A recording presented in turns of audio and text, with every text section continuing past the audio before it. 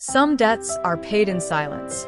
Others, in promises made long before a child even understands what love, choice, or betrayal really mean.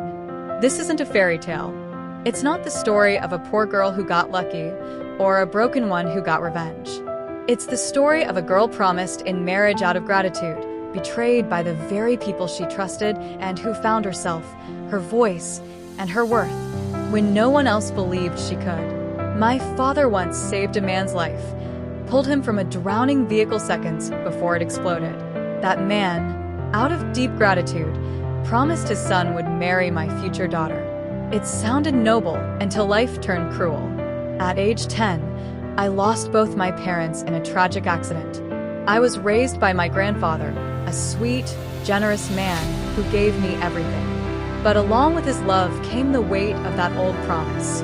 I was engaged to a boy I didn't choose because of a favor done long before I could speak for myself.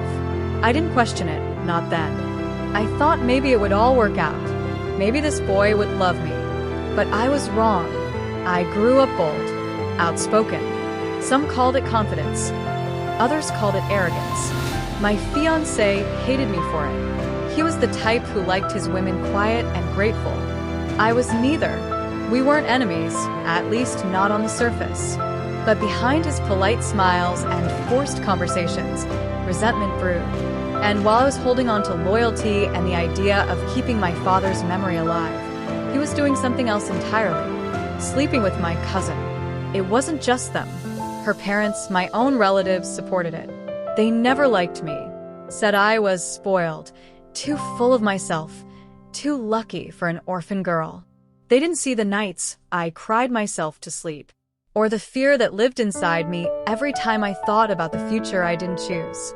I caught them red-handed one day, my fiancé and cousin, tangled up in what they didn't even try to hide.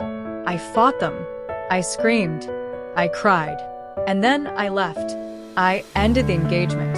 I ended the lies. I ended the version of me who stayed silent to make others comfortable. You don't truly find yourself until you've been stripped of everything you thought was safe. I had nothing. No love. No family support. No plan. But what I did have was pain, and pain can be fuel. I started with my skin. I cleared my face, not for validation, but because I wanted to look like the fighter I was becoming. Then came the hustle. Stone gambling, risky, unpredictable, thrilling. Most people laughed at me, but I trusted my instincts. And I won. Money, status, freedom, self-respect. Everything they said I never have, I built for myself. Funny how life works. My cousin eventually married him, the man she stole. But recently, she reached out heartbroken. Turns out he cheated on her too, this time with her best friend. The same knife she used on me, he used it on her. And now she's the one in pieces. She sent me a long apology. I read it, and I deleted it. Because not every apology deserves a reply. And not every door that closes should ever be reopened. I can tell you the exact moment I changed. It was a quiet morning. I was standing in front of my mirror. Bare face, messy bun, no filters. Just me. And for the first time in my life, I didn't flinch. I liked what I saw. Not because I was flawless, but because I was whole. I didn't need revenge. I didn't need validation. I didn't need anyone to say you were right. I had peace. That's when I knew I had healed. Love is not a debt to repay. Loyalty shouldn't cost you your voice.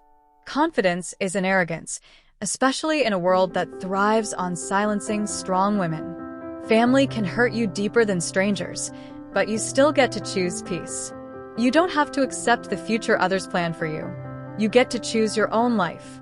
If you're in a place where you feel trapped by family expectations, by someone else's promises, by a version of yourself you don't even recognize anymore, hear this.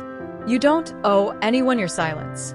You don't have to keep playing a role just because someone else wrote the script. You're not a promise, a project, or a possession. You are a person. Whole. Worthy. Enough. Set boundaries like your life depends on it, because it does. Protect your peace like it's your last treasure, because it is.